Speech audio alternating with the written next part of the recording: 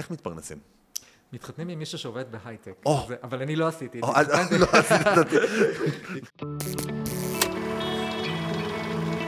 שלום לכל המאזינים והצופים, וברוכים הבאים לפודקאסט הטוב, הרב והמצלמה. מבית היוצר של בית הספר לקולנוע מעלה בירושלים, כל פרק יתארח פה בוגר או בוגרת של מעלה, וננסה להיכנס לנעליים שלהם, ולהבין מה זה אומר להיות קולנוען בישראל ובכלל. אני יונתן גרובר, והיום אני שמח לארח את לייזי שפירא. לייזי שפירא הוא בימאי ותסריטאי, זוכה פרס האקדמיה לטלוויזיה, יוצר הסדרה המצליחה סרוגים, שזכתה ב5 פרסי האקדמיה הישראלית לטלוויזיה, ביים את הסרט הדוקומנטרי הסרט של מנוחה. סרט הגמר שלו במעלה איכה זכה בתחרות הישראלית בפסטיבל סרטי הסטודנטים בתל אביב, ולאחרונה הוא יצר את סדרת הנוער הבלשית בני מצווה, בכאן חינוכית. אבל לפני הכל, לייזי הוא בוגר של מעלה. לייזי, כיף גדול שאתה פה. נתחיל בשאלה הכי קשה היום, מה שלומך? האמת שהיא, באופן אישי, שלומי בסדר. כאילו, כמובן שאני מחובר על מה שקורה וזה משפיע, אבל בחיים האישיים שלי, ברוך השם, הכל בסדר.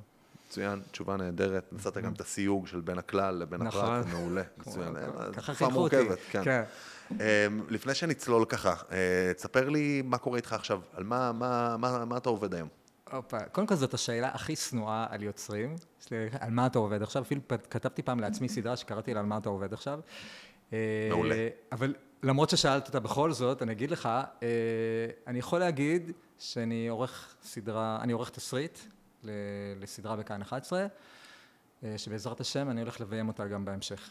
זה מה שאני יכול להגיד בשלב זה. אתה נראה מאוד מרוגש. אני מאוד שמח מהעניין, זה מאוד מרגש אותי, אני נכנס לזה בחרדת קודש, זה על נושא מאוד מאוד טעון וגדול, ואני ממש מתכונן לזה ומתרגש לזה, ומקווה שזה יהיה מעולה. איזה יופי, איזה יופי. אז אני מקווה שכשתשמע במקרה את הפודקאסט אחרי שכבר הסדרה יצאה, אז הכל, זאת אומרת, הציפיות יתממשקו עם ההתרגשות הזאת עכשיו. הלוואי. איזה יופי. אבל בוא נגיד, אז לפני הדבר הזה שאתה לא יכול לספר לנו, כן. זאת אומרת, עסקת הרבה בפרויקט הזה, או שאתה בפרויקט הקודם, בני מצווה, זה בעצם הדבר האחרון שככה רץ? הדבר האחרון שעשיתי שעלה לשידור זה בני מצווה, זה כבר משהו שקרה לפני יותר משנה מעכשיו, הייתי יוצר הסדרה יחד עם יוצרת שקוראים לה מיטל אפרת, והייתי תסריטאי של חלק מהפרקים, ולשמחתי הסדרה מאוד הצליחה. זאת אומרת, אני כתבתי את זה על הילדים שלי, זה היה חוויות של הילדים שלי, זה בדיוק מכוון לילדים בני 8 עד 12, זה היה גילאים של הילדים שלי, והיה נורא כיף, כאילו ממש אספתי ילדים, כאילו חברים שלהם, ודיברתי איתם, מה מעסיק אתכם, מה בחיים שלכם. והבאנו שם דברים שלא היו עד עכשיו על המסך. קודם כל זה שילדים דתיים, סרוגים, נמצאים על המסך, שהם הסיפור עצמו, הם לא איזה ניצב או משהו כזה. ובית הבאנו דברים שמעסיקים את החיים שלהם. שזה בין היתר, קריאה בתורה נגיד של בנות. כאילו זה משהו רץ חזק במגזר עכשיו. הוא רץ חזק בירושלים, כן. פחות בשאר הארץ, זה כאילו זה חידוש בשאר הארץ. בירושלים זה כזה, אם לא קראת בתורה, אז כאילו מיד. אחותי קראה בתורה כבר לפני 17 שנה. וואלה, אתה ממש פורצי דרך. אנחנו בכל התחומים. נכון. אז אתה אומר, זה הדברים, ועשית לקחת בני נוער, עשית להם את ה... כן, עשיתי תחקיר, ויצאה סדרה בלשית, חמודה, סביב קהילה, סביב בית כנסת, שזה גם החיים של הילדים שלי שרציתי להביא למסך. נהדר, אני ממליץ אגב לכל מי שזה, בכאן 11, נכון? בני מצווה. כאן חינוכית, בני מצווה. ותהיה גם עונה שנייה בעזרת השם. תראה, פה אנחנו בפודקאסט מנסים קצת להבין איך נראים חיים של קולנוען, של במאי, של יוצר, איך נראה היום-יום, איך חיים בכלל, איך מחזיקים את החיים האלה, כי זה מרגיש לי כמו רכבת. אני בתור יוצר עצמאי יודע שהחיים שלי הם רכבת הרים. אמרת קודם שהשאלה הנוראית הזאת של מה אתה עובד עכשיו, אז מעניין שאתה אומר שהיא תמיד באה ברע. מרגיש לי שהיא באה רוב הזמן ברע, חוץ מכשיש לך תשובה ממש טובה.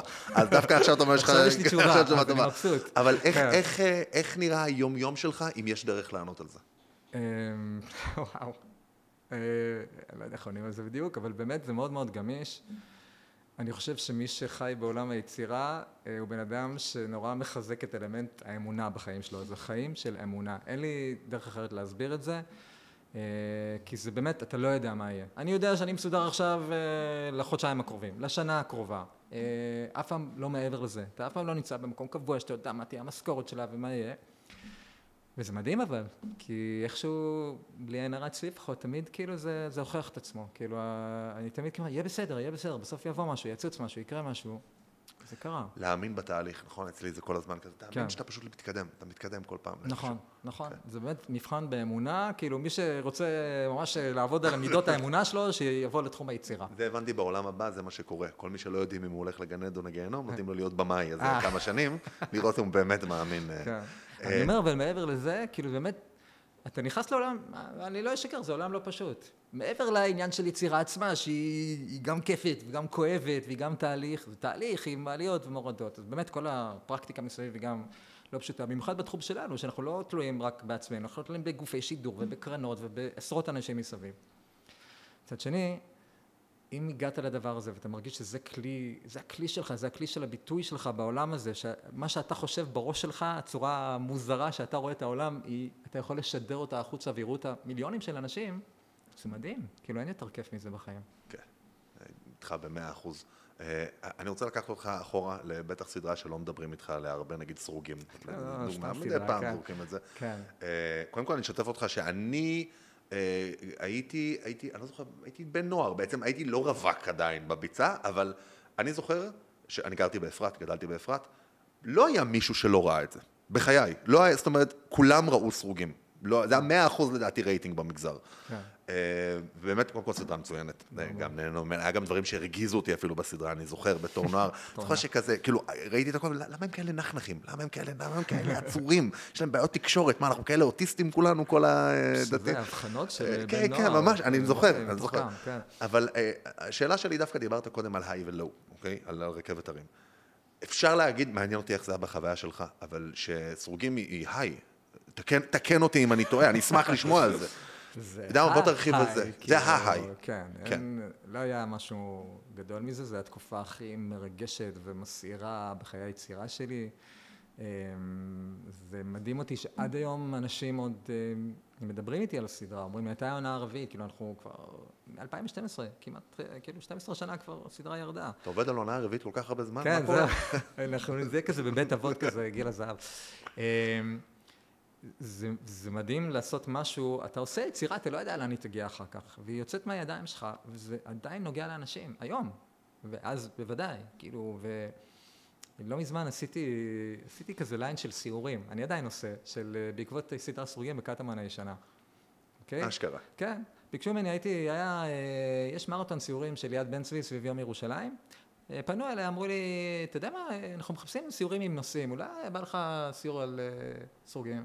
אמרתי, וואלה, לא חשבתי שאנשים יבואו. נרשמו, overbooked כאילו. מה אתה אומר? אני מסתובב בשכונה, פה לא רחוק מפה, בקטמון הישנה, ומדבר על סדרה, מדבר על האחורי הקלעים שלה, ואנשים עד היום הם כזה גרופים, הפרק הזה היה, פה צילמו את זה, כאילו, אנשים ממש משוגעים, זה מדהים אותי, עד היום. איזה, קודם כל מדהים שבכלל לחוות כזאת חוויה, כי לא כל יוצר מגיע לפיק שכזה. איך זה לחיות אחרי כזה פיק? דיברנו על הרכבת הרים, זה בדיוק זה. נכון. מה קורה, אתה יודע, את המשבר המפורסם של אחרי הדיסק, אחרי האלבום הראשון, משבר האלבום השני. אם אתה יכול לספר על זה קצת. קודם כל, בתוך סרוגים עצמם זה גם קרה. כאילו, העונה הראשונה הייתה מאוד מצליחה, היא זכתה בפרסי אקדמיה, אנשים עפו עליה, הייתה ראשונית, הייתה בוסרית, היה משהו חדש. יצאנו דרך לעונה שנייה, אז כולם כבר ככה היו אובססיביים לגבי הסדרה, וחלק מהאנשים קצת התאכזבו. כאילו, כי אנחנו נכנסנו, לנו זאת הייתה הזדמנות להיכנס יותר לעומק, לדמויות, אנחנו כבר מכירים אותם, פה עכשיו ניכנס לדברים יותר עמוקים, יותר מורכבים, חלק מהצופים לא לקחו את זה טוב, למה אתם מדברים על זה, למה אתם מדברים על זה, אנחנו רוצים יותר שמח. אני חושב שהיא הייתה עונה טובה, אני מסכים שהיא הייתה קשה יותר, מבאסת יותר, מדכאת יותר, ואנחנו מפיקים לקחים, זאת אומרת, יצאנו לעונה שלישית, אמרנו, אנחנו בעצמנו רוצים יותר פאן, יותר כיף, עשינו עונה שלישית שבעיניי הייתה מעולה, וחזרנו לכיף, לרומנטיקה, לדייטים, והבאנו דמויות חדשות, דמויות מהשוליים, הבאנו את ישראל ברייט, שהוא היה זריה, המשורר המטורף, והבאנו תהילה רוקמת פרוחות מנחלאות, הבאנו כאילו דמויות קצת ביזריות מהשוליים, שיאתגרו את הדמויות שלנו שהן מאוד סחיות, כאלה מאוד מיינסטרימיות כאלה, והיה כיף, ובאמת שזה נגמר, היה הרבה לחץ להמשיך הלאה. זאת אומרת, גם מבחינת גוף השידור, יש פה משהו מצליח, בוא נמשיך, גם מבחינת הצופים. אני הרגשתי באותה עת שזה לא נכון, אני יודע כמה מאמץ השקענו בעונה השלישית, כמה הסתבכנו בסיפורים שזה יישאר אמין. חששתי שאם נמשיך זה יהיה כבר טלנובלה, זה מופרך, ושזה הזמן, זה טוב לפרוש שעוד רוצים אותך. בראייה לאחור, כמה שנים אחר כך, עלה רעיון, היה לפני כמה שנים, ב-2018 היה עשור לסרוגים. ועשו איזה כתבה, עשו איזה פרויקט נורא גדול במגזין מוצא של מקור ראשון. וקיבצו את השחקנים ביחד, וראינו אותי ואת חווה דיבון, היוצרת השותפה שלי לסרוגים. ופתאום דגדג כזה, מה היה קורה אם היינו חוזרים אליהם עכשיו? כאילו בסדר, זה לא צריך עכשיו להתחיל מסוף העונה השלישית, אלא לקפוץ 10 שנים קדימה. שהם בדברים שמעסיקים אותי עכשיו, שאז הייתי בן 40 פלוס. בדברים שמעסיקים, של הורים וילדים ומשברים של אמצע החיים ודברים כאלה. ויצרנו קשר עם יס, וכבר היה איזשהו דיאלוג, וכתבנו כבר מתווה. ואיכשהו זה לא קרה. כאילו לא הסתייע הדבר, בסדר. אולי זה עוד יקרה, אני לא יודע, אבל באמת היה כבר ממש דיבור קונקרטי על להגיע להם אחרי עשור, לראות מה קורה איתם. עכשיו אנשים אומרים לי, תעשה על גרושים, זה הדבר הבא, גרושים, כולם מתגרשים. זה השלב הבא. בסדר. אתה, תקן אותי אם אני טועה, אתה התחלת את סרוגים רווק. נכון. והתחתנת ככה בתוך התחתנתי בין העונה השנייה לשלישית, והבת הבכורה שלי נולדה ממש שבוע לפני הפרימיירה של העונה השלישית, כאילו כבר הבאנו תינוקת בעגלה בפרימיירה של העונה השלישית. אתה יודע שנטע אריאל, למי שלא יודע, בבית ספר מעלה, כבר המון שנים, היא אמרה לי, שכל מי שעושה, כל מי שיוצא יצירה, סרט גמר או משהו שבנוגע לאהבה ורומנטיקה, איכשהו יוצא שהוא תוך כדי, זאת אומרת, מוצא את האהבה והרומנטיקה שלו ומתחתן. האם יש קשר? תקשיבי, התעסקתי בזה 7 שנים, סטטיסטית זה היה אמור לקרות. לא היה קורה בתוך הזמן, הייתי כבר בן 37 שהתחתנתי, אז זה טוב שזה קרה, ואני, אתה יודע מה, באיזשהו מקום זה קשור לסדרה, כי הסדרה לא קשור טכנית, הסדרה הזאת מאוד, היא הייתה חלק מאוד משמעותי מהצמיחה האישית שלי, כבן אדם בוגר, וזה גם חלק מה שבנה אותי שאני מוכן לזוגיות. איך מתפרנסים? מתחתנים עם מישהו שעובד בהייטק, אבל אני לא עשיתי, התחתנתי עם שחקנית, שזה בכלל... זה כישלון, על הפנים, מה זה שחקנית, מי יפרנס? אבל אם יש לך איזה שהם טיפים לאיזון בין ללכת אחרי פרויקטים, אתה יודע, כמו שאתה אומר לנפש, לבין להתפרנס, לעבוד בתחום שלך. איך, אם יש לך טיפ... מה רמת הלחץ שלך, מה יש לך, איזה משפחה יש לך וכו' וכו'. איזה אורח חיים אתה רוצה לחיות וכאלה. אתה גר באיזה אוהל וזה בסדר. אתה צריך לחשוב גם לעשות דברים שהם פחות מתאימים לך אולי לפעמים, כאילו יצא לי הרבה פעמים להיות לקטור, שזה יועץ אמנותי לקרנות ולגופי שידור, שאתה בעצם קורא את הסרטים ומדרג אותם. זו עבודה מאוד מאוד קשה, כאילו אתה צריך לקרוא את הסרטים של אנשים אחרים, ולהגיד להם למה זה כן טוב, למה זה לא טוב. מה, נראה לי דווקא עבודה הרבה יותר קלה, לא צריך ליצור כלום, אתה רק עובד ומפקד. אבל אתה לא יכול להגיד, זה זבל, אתה צריך ממש לפרט, הדמות לא, כל מיני, זה קשה לי, החלק הזה, במקום להגיד, תזרקו את זה לפח, ולפעמים גם יש דברים טובים, זה חריג, ואז אתה אומר גם לעצמך, רגע, למה זה מקבל, ואני ששלחתי להם משהו אותי לא קיבלו, ושלי הרבה יותר טוב. זאת אומרת, אתה באמת מתעסק עם זה הרבה. צריך להיות, כאילו, אתה צריך...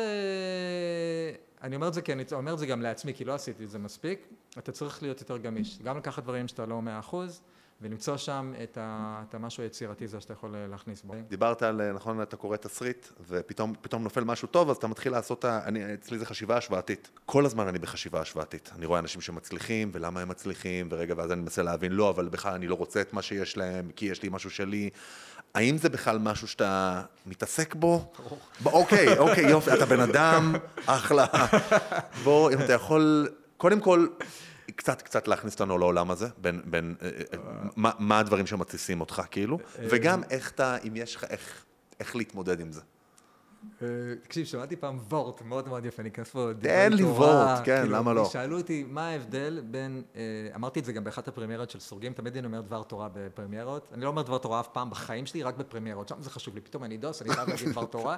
דרך אגב, גם בסטים, ביום הראשון של הצילומים, אני מברך על פרי חדש שהחיינו, שזה שהחיינו על ההפקה, וגם בפרמיירה. מאוד חשוב לי, פתאום אני הכי דוס בעולם שזה מגיע לדברים. זה עושה טוב לכולם בקטעים, בטח. אז בפעם הראשונה הסתכלו עליי כמו איזה חייזר, וממש זה כבר איזה פרי אתה מביא הפעם, זה מישמי, זה אפרסמון, כאילו מה יהיה?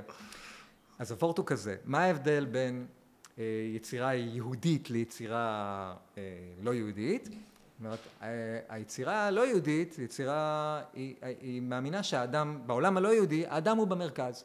היצירה של האדם היא נגזרת של האדם. זאת אומרת, אז אם אתה יוצר יצירה, אז היצירה היא נגזרת שלך.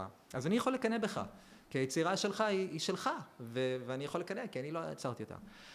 אצלנו, ביהדות, המקור הוא אלוהים, זה המקור להכל. ואנחנו בסך הכל צינורות שממני יוצא ככה, ממך יוצא ככה, ואם נשווה את זה לחלון של ויטראז' צבעוני, יש סגול, יש אדום, אז אותו אור זה השמש, רק אצל אחד זה אדום, אצל אחד זה סגול. אז במקרה כזה, היצירה לא מעוררת קנאה, היא מעוררת השראה, אוקיי? כי אנחנו מאותו מקור בסך הכל. תלמד אותי איך עושים את זה, אני לא יודע. אבל זה וורט מאוד מאוד יפה. אהבתי מאוד. ואני צריך להזכיר לעצמי שזה הדבר, שאם מישהו נורא מצליח בזמן שאני פחות מצליח, זה לא על חשבוני, הוא לא לקח ממני משהו, פשוט זה כנראה נורא טוב, ושיתמזל מזלו, או לא יודע מה, ואני צריך לעבוד קצת יותר קשה ולחכות לזמן שלי וכו', אבל זה באמת דבר שכיוצר, אתה מתחבט איתו הרבה. אני עדיין חושב שזה, זאת אומרת, אוקיי, אז אני צריך רגע, הצינור שלי לא מספיק פתוח, כאילו עדיין יש את העניין של הלקאה עצמית, על זה שצריך לעבוד על הצינור, וגם, האם כשאתה רואה מישהו מצליח, האם זה לוקח אותך למקום של, אצלי נגיד, אני מיד עובר להיות בן אדם סופר מפרגן. כאילו, זה בעצם אני מקנה, ואני קצת כזה, זה בראש, אבל אני כזה, שואלים אותי מה אתה חושב על ההוא, שהוא היה איתי לפני כמה שנים, ופתאום הוא התפוצץ ומצליח, אז אני מיד הכי מפרגן בעולם. זה כאילו ההתמודדות שלי. למרות שבפנים אני, משהו אחר שם קורה. האם, איך אתה כאילו, אתה בגדול... אני מיד יורד אליו, סתם לא, סתם, אני איתך, אני קודם כל מפרגן. אני גם מתקשר לבן אדם, הוא כותב לו, כאילו, וואלה, ראיתי, מאוד אהבתי. זה חשוב. שאנשים יקבלו פרגון על מה שהם עשו. בלב שלי לפעמים יש לי איזה ביקורת או משהו כזה, אבל באמת זה גם עבודה על המידות שלי. כאילו אני מפרגן קודם כל כי מגיע לו. אני יודע כמה זה קשה גם, תדע, אני רואה לפעמים ביקורות טלוויזיה, או כל מיני ביקורות. אני אומר, יש לכם מושג איזה קשה זה לעשות סדרת טלוויזיה או סרט, איזה קושי זה? כאילו אתם כל אחד בא בקלות, אני צריך לעשות ככה, זה כל כך קשה, ועוברים כל כך הרבה באמצע בריכה, אתה לא יכול לעשות ככה, אין תקציב לזה, אתה צריך לחתוך פה, לחתוך שם, אני בדיוק נמצא עכשיו בשלב הזה ביצירה שאני נמצא בה. שאסור לדבר עליה. שאסור לדבר עליה. כן, אוקיי. מצד אחד זה מאוד מזקק את הדבר, אתה מתחיל לחשוב מה העיקר ומה טפל, ולזקק את זה למה אני באמת רוצה להגיד, מה הכי חשוב לי להגיד, ולנקות את העיטורים מהצד, שהייתי רוצה אותם, אבל לפעמים אי אפשר. אבל באמת, זה נורא, נורא קשה, אז קודם כל תפרגנו, כי זה באמת נס, זה נס לעשות סדרת טלוויזיה, בארץ בטח שנס. בוא נדבר קצת על רגעי היי ולואו. אם אתה יכול קצת שתף אותנו ברגעי לואו בחיים האלה, ספציפית של, לא בחיים האלה כבני אנוש, אלא בחיים האלה של עולם היצירה והקולנוע והטלוויזיה, משהו שאתה זוכר. אני התחתנתי מאוחר, נולדו לי 3 ילדים ב4 שנים, ופתאום אני מצאתי עצמי בגיל 40, 42, עם בית מלא תינוקות, שזו ברכה מאוד מאוד גדולה, מאוד פגעה ביצירה שלי. כאילו, הראש שלי לא היה פנוי לזה בכלל. יש אנשים שמצליחים לעשות את זה, אולי הם פחות מעורבים בבית גם, אבל הייתי עדיין אבא מאוד מאוד מעורב, היצירה של הילדים היא כמובן הכי חשובה, אבל זה שיתק אותי לכמה שנים, אני חייב להגיד, וזה היה לא. כאילו, בעולם היצירה זה היה לא. כאילו, אמרתי לעצמי, רגע, היה לי פעם קריירה, אבל בלי משפחה, עכשיו יש לי משפחה, אבל הקריירה שלי קצת בלא, אי אפשר לצניים ביחד איכשהו, זה כמה שנים של שיקום, שאני נמצא עדיין בתוך הדבר הזה, אני מתאושש עדיין מהשנים שהילדים היו קטנים. שכבר לא צריך להיות שם כל הזמן וכו'. אני בתקופה שאתה מדבר עליה עכשיו, רק שתדע. אני ממש... סתם, אני אצטרך. כן, אתה מבין, אתה צריך כזה לא ילדים, זה שמחה ענקית, זה אושר לא נורמלי, אבל זה קשה. נכון.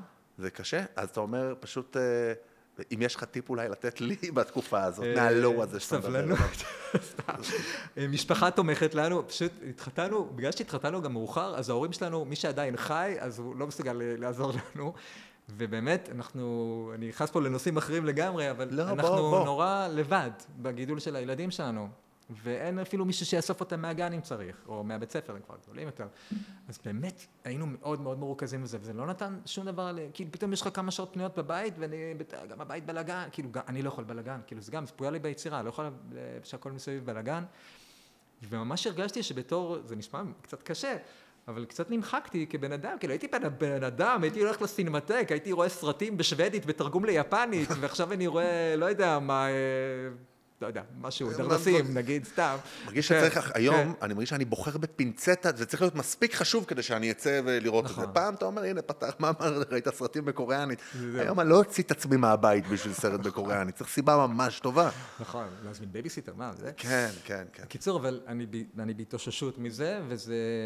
אני מרגיש את זה, שאני יוצר יותר, אני עושה יותר, אני יכול לצאת יותר מהבית ולא להרגיש מצפון. אם אתה מדבר על לא, יש לי משהו אז התחלתי לדבר, כתבתי משהו מאוד מאוד אישי. אני מגיש אותו איזה פעמיים של כל מיני קרנות, שאני חושב שהוא הדבר הכי טוב בעולם, הדבר הכי טוב שאני כתבתי אי פעם, הוא הכי בוגר, הכי אמיתי. לא מעניין, כאילו לא רוצים אותו. אני אומר, למה? כאילו אני רואה מה עולה לטלוויזיה, חצי מהדברים אני העליתי מהאוויר. יש גם דברים מאוד טובים. כן. אבל יש דברים, כאילו, מה, אני כתבתי משהו, ואז אומרים לי, זה לא מספיק אג'י. כאילו, אתה מה זה אג'י, שמעת לביטוי את זה? ודאי, ודאי. עכשיו, אני לא אג'י, אני כותב על החיים. ולא צריך, אני כאילו נורא קשה לי שדוחפים דרמה בצורה נורא נורא קיצונית. למשוך, שיהיה קצת מעורר קונפליקט. נכון, אבל סף הריגוש היום הוא באמת יותר גבוה. אנשים צריכים משהו חזק. אני אומר, ולפעמים מגיעה כאלה סדרה שאומרים אנשים, וואלה, זה על החיים עצמם. אז אני יותר ככה. בוא נדבר קצת על מעלה. היה לך סרט גמר בזמנו. כן. שהכה גלים, הוא הכה גלים, נכון. הסרט גמר. הסודות של איכה, נכון? הסודות של איכה. איכה? איכה, למה הסודות של איכה? איכה. זה יש ערבבתי? הסרט של מנוע ערבבתי. איכה. כן. אבל בגרסה שאני ראיתי קראו לזה הסודות של איכה, אני לא יודע מה זה. איכה, שמדבר, אני אגיד על מה הוא מדבר, תתקן אותי אחר כך, אבל בגדול הוא מדבר על ילדה שקראו לה איכה, כי היא נולדה בערב תשעה באב. היא נולדה למשפחה שלכל האחים יש שמות מאוד יצירתיים, שזה ירושלים. חברון, סיני. חברון, סיני. ובעצם חוגגים להם הולדת כל שנה. בסעודה מפסקת. בסעודה מפסקת. נהדר, והיא רוצה לשנות את השם, ויש בלגן שלהם. כן.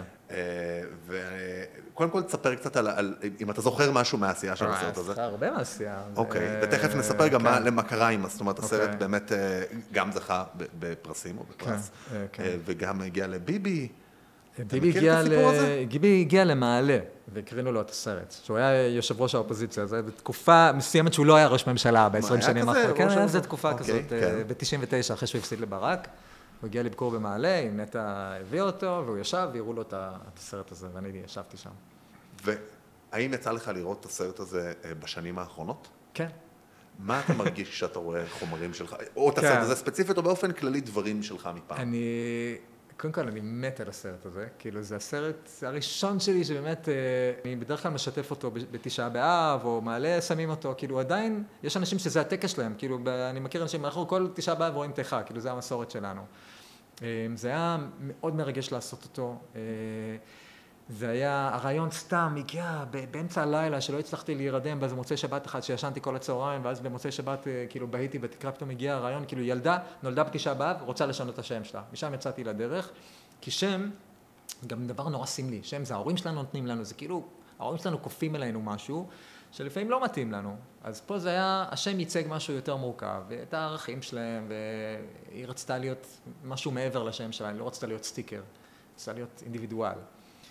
וכל העשייה הייתה נורא כיפית, הייתה אווירה נהדרת על הסט, וכולם נורא רצו שזה יצליח, כולם ממש נטלו את המקסימום, והשחקנית הילה גזית, שעכשיו הבנות שלנו לומדות ביחד בהרטמן, זה נורא מצחיק, אני פוגש אותה באספות הורים. עד היום אתה נהנה מימי צילום? זהו יום כיף בשבילך, יום צילום? זה לא מובן מאליו בכלל. זו שאלה מורכבת, יש איזה אדרנלין מטורף וכיפי, ויש לחץ כל הזמן, נספיק, לא נספיק, עוזרים לזה, רגע, התחילו לקדוח שם, כאילו, כמו שאמרתי, נס, יום צילום זה נס. כל כך הרבה אלמנטים שונים צריכים להסתנכרן ביחד כדי שהיום הזה יצליח, וכמעט כל הנתונים הם נגדך, ואיכשהו זה קורה בסוף. וזה מין מרגש ומפחיד ומלחיץ בו זמנית, אבל ביחד, כמכלול זה חוויה טובה. כן. באופן כללי, מתחיל יום צילום, אתה באנרגיה טובה. כן, כן, בטח, אבל בלחץ. טוב לחוץ כזה. כאילו, כל הזמן השעון רץ אחורה, יש חוקים מאוד נוקשים של איגודים, יש 10 שעות או מה שזה לא יהיה. רגע, גם אתה מוצא את עצמך כבמאי, נמצא בשיקולים שהם הפקתיים, כאילו, רגע, אם לא נשבור לצהריים תוך, לא זוכר, 6-7 שעות מארוחת הבוקר, נקבל קנס. אנחנו יכולים עכשיו לשבור באמצע הסצנה הזאת, אבל רגע, אנחנו באמצע הסצנה, מה נפרק אותה? כל הזמן מוצא את עצמך בדברים כאלה שקשורים להפקה, שהם לא רק ליצירה, אבל זה חלק מהעניין. אז אני רק חוזר לסרט איכה, שהסיפור שאני הבנתי, זה שקודם כל באמת ביבי הגיע לביקור במעלה, ביקור שעד היום נחקק בספרי ההיסטוריה, והקרינו לו את הסרט איכה. הוא לקח את הסרט, את הקלטת. קלטת וידאו, כן. VHS, נכון? נכון, VHS. ומסתבר, אני לא יודע אם אתה יודע את הסוף של הסיפור הזה, שהקלטת הזאת כנראה הגיעה ללוס אנג'לס, לבית של ארנון מילצ'ן אחד. מכיר ארמן? זאת הקלטת הלוהטת. זאת הקלטת הלוהטת של ארמן מילצ'ן, והוא ראה את הסרט ומאוד התלהב, ואפילו אמר פעם, מישהו אמר לו שהוא ממעלה, אמר בוא'נה, אני ראיתי את סרט מצוין ממעלה, איכה, איפה אני בסיפור הזה? מה קרה? למה ארמן מילצ'ן לא הגיע אליי? והוא פשוט נתקע איפשהו, נתקע אולי במעלה, אני לא יודע. לא נראה לי. לייזי, תן אנשים מתלבטים אם ללכת ללמוד קולנוע, לא ללכת ללמוד קולנוע, איזשהו טיפ דווקא לזמן הלימודים, לתקופה הזאת של הלימודים, אם אתה זוכר ממעלה. טיפ, קחו את זה באיזי, באמת, אין לי, זה חוויה, זו תקופה מאוד מרגשת, זה באמת איזשהו גיבוש, איזושהי חברות מאוד מאוד קרובה בין האנשים בכיתה, כי אתה באמת, זה כמו האח הגדול, אתה נמצא עם האנשים האלה כל הזמן, אתם בהפקות ביחד כל הזמן, אתם מכירים את המשפחות, כי אתה נמצא להם בבית שלו, והאמא שלו באה ועזרה, זה משהו מאוד מיוחד, שלא חווים בסתם אוניברסיטה, באמת זה משהו נורא, נורא מגבש, ואם אתה מוצא חבורה שכיף לעבוד איתה, זה באמת, זה אחד הזיכרונות, באמת, אם אני חוזר לשם, שבאמת זה גיבוש מאוד חזק ורעות כזאת. אז באמת לעוף לזה, זה נורא כיף, ליהנות מזה. היידה. תשמע, אנחנו יושבים פה, ואתה נראה לי באנרגיה מאוד, אתה בן אדם מאוד חיובי, לפי מה שאני חווה אותך, לא בחיי, אתה אנרגטי וחיובי. ודיברת קודם כל על זה שגם בסרוגים, שהכל הלך יום צילום שלם. איך אתה, אוקיי, הלך כל החומרים של היום צילום, מה קורה לך, איך מתמודדים, מה קורה לך שם בפנים? אני אגיד לך מה קרה, זה היה היום הכי מורכב, הוא כלל סצנת נסיעה, שזה חצי יום רק להרכיב את ההתקן על האוטו שמצלמים תוך כדי נסיעה, וצילומי לילה, שזה גם מאוד מורכב ומאוד יקר. גם חצי יום, חצי ערב להתקין את התאורה בשביל איזושהי סצנה, וזה היה בדיוק במעבר בין קלטות לדיגיטציה. זאת אומרת, אז כל יום מצלמים על איזשהו דיסק כזה, מורידים את החומר בחדרי העריכה. זה היה עם USB, היה USB. אני לא זוכר בדיוק, אני בקטע הטכני אני מאוד חלש, אז זה הצלם והעוזר צלם התעסקו עם זה, ומההפקה, מורידים את זה, ואז מפרמטים, מרוקנים את זה, מאפסים את זה ומחזירים את זה, כי יש רק כמה כרטיסיות כאלה, ואז הוא חוזר להפקה אחרי יום-יומיים. ואיכשהו, זה בדיוק היה במעבר, איכשהו היה איזה פשלה, פרמטו בלי שהורידו את זה לזה, ואז כאילו זה נודע. זה היה מאוד מבאס, ואני חייב להגיד, לא יודע, כאילו לא סוף העולם, איכשהו כיסו את זה בביטוח מבחינה כלכלית, ועשינו שוב את היום הזה, ואני חייב להגיד, עשינו אותו הרבה יותר טוב והרבה יותר מהיר, כי כבר היינו מיומנים, בפעם השנייה הכל רץ, כאילו הכל טק טק טק טק טק. אז בסוף יצא מזה משהו חיובי, כי זה יצא בצורה הרבה יותר מהירה ומיומנת. אני מגיע מתחום האלתור, אימפרוביזציה, כן. זה הז'אנר, ויש לנו איזה מנטרה כזאת של כל טעות היא הזדמנות. נכון. שאנחנו ממש מנסים לא לטעות בכוונה, כן. אף פעם אל תטעה בכוונה, אבל אם קרתה טעות, אם קרתה פשלה, לנסות בעצם להבין שאוקיי, יש פה משהו, יש פה משהו, צריך לעבוד איתו. אז זה נשמע מאוד, מאוד בעולם הזה. כן. דיברת בהתחלה על זה שלהיות במאי, להיות יוצר, זה אדם מאמין. מה קורה לך כשלא מצאת את הדבר הבא? שאתה קצת, דיברת על התקופה של הילדים, כן. שזה קצת יותר קשה ולמצוא רעיון.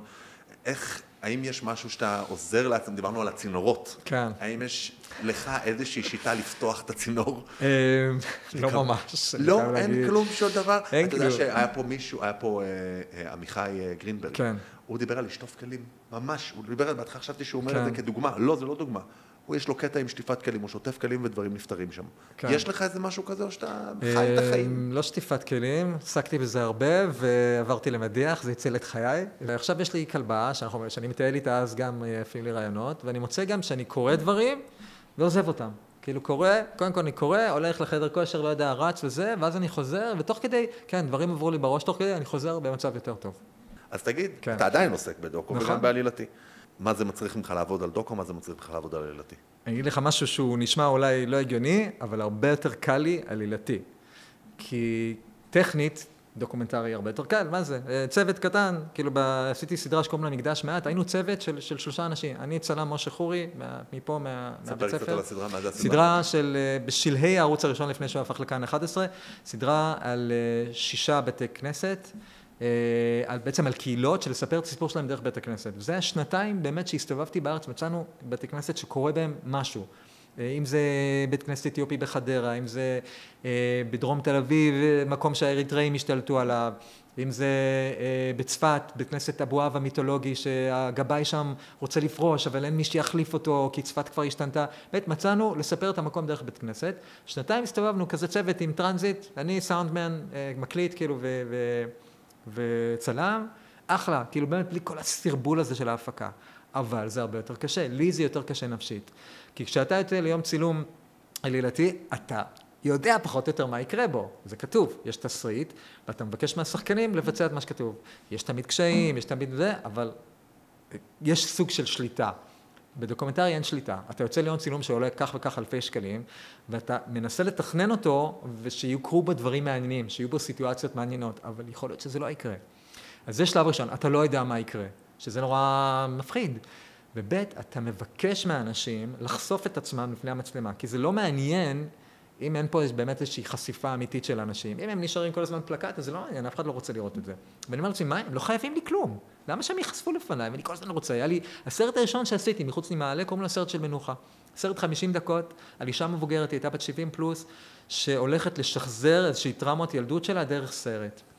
והיא, כל הזמן הסתובבתי איתה, וידעתי שיש שם יותר דברים עמוקים, שיש שם איזה כאב, יש שם איזה בדידות שקשורה לילדים שלה, שלא קשורה בכלל לסיפור שהיא עושה. רציתי שהיא תיחשף, והיא לא רצתה.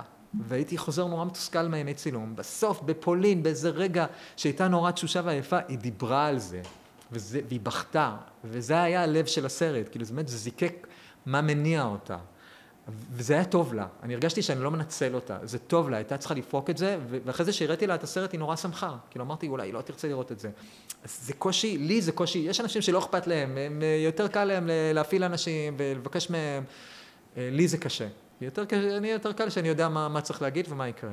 כמו שאתה אומר, זאת אומרת, בסוף יש את המבחן האם הבן אדם שעשו עליו את הדוקו, מה קורה לו כשהוא צופה בדוקו. זאת אומרת, האם זה משהו שהוא באמת עושה לו טוב, הוא בסדר איתו, זאת אומרת, שזה קצת גם משרת אותו. אני חושב שזה גם מה שכל גם אנחנו כצופים קצת רוצים.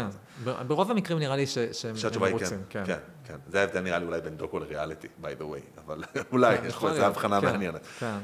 אנחנו נעבור לשלב השאלון המהיר, או שאלון מהבטן. אז הרעיון הוא פשוט שאני אזרוק לך דברים. ואתה תענה אסוציאטיבית מה שבא לך. אין פה שאלה או תשובה. מושגים דברים. אתה יכול לענות מילה אחת, אתה יכול לענות גם מגילה, אבל יש לנו 90 שניות לכל האירוע הזה. לכל השאלות? לכל השאלות, זה פשוט 90 שניות. 90 שניות של אסוציאציה. באזר בסוף. אנחנו נוסיף באזר. אם תרצה נוסיף צפצוף של אוטובוס, מה שתרצה. סתם, תרגיש בנוח, מילה אחת. תן לזה לצאת. אז אנחנו שאלון מהבטן, מתחילים. סרוגים. וואו, זה חלק מאוד משמעותי מהחיים שלי. תוכנית טובה היא תוכנית שנוגעת ללב, ושיוצרת הזדהות. גילטי פלז'ר? פרנדס. שוב ושוב ושוב. פעם שביעית. כסף? זה נחמד שיש. פרסום? זה גם נחמד, כאילו. כן. ביקורת? אני רוצה שיהיה קצת פחות, אני לעצמי, אני אומר. שחקן שנהנית לעבוד איתו? עמוס תמם, חד משמעית. בסרוגים, בטח. אכזבה? אכזבה מדברים שהגשתי, שלא התקבלו. הוליווד? וואי, גדלתי על זה, זה השפיע עליי. AI? אני ממש לא מבין בזה יותר מדי, אני משתמש קצת, אבל באמת לא, אני לא יודע. בעוד 10 שנים? וואי, בעוד 10 שנים, אחרי הצלחה של רצף של כמה סדרות, גם הצלחות בינלאומיות. מצחיק אותי? פרנדס. כשאגיע לגן עדן, אלוהים יגיד לי? שאלה קלה, אסוציאטיבית, מאוד פשוטה. היית בסדר. קניתי. סדרת מופת? וואי, סדרת מופת. וואי, פרנדס, סתם. יכול, זה בסדר, אבל יש משהו אחר? סופרנוס, מאוד אהבתי. בסדר, מה אני אעשה? שטיסל? שטיסל, עם זה נסיים? מדהים, מאוד אוהב. מדהים. כן. לא פחות מנהדר ומהמם. לייזי, היה לי מה זה כיף, ממש, מבחינתי זה גם, כאילו קצת אני התרגשתי כמו מעריץ, בעקבות גם סרוגים של פעם, אני באתי בתור מעריץ. אז נהניתי גם מכל הדברים שדיברת עליהם, גם מהאנרגיה שלך. אתה נותן השראה לבן אדם שגם מנסה להצליח וליצור ברכבת הרים הזאת ולהיות לבד. ולהיות הורה, ואתה אומר שזה ייגמר, כל השלב הקשה של ההורות. הם יגדלו, אנחנו לא יודעים מה יקרה להם. כן. אז ממש ממש כיף שבאת. מודה לך מאוד בשם כל בית ספר מעלה, ושיהיה לך אחלה יום שבעולם, ובהצלחה בפרויקט החדש, שהוא יהיה מהמם ומרגש בדיוק איך שאתה חוזה אותו עכשיו. אמן. אמן. תודה רבה. בשמחה.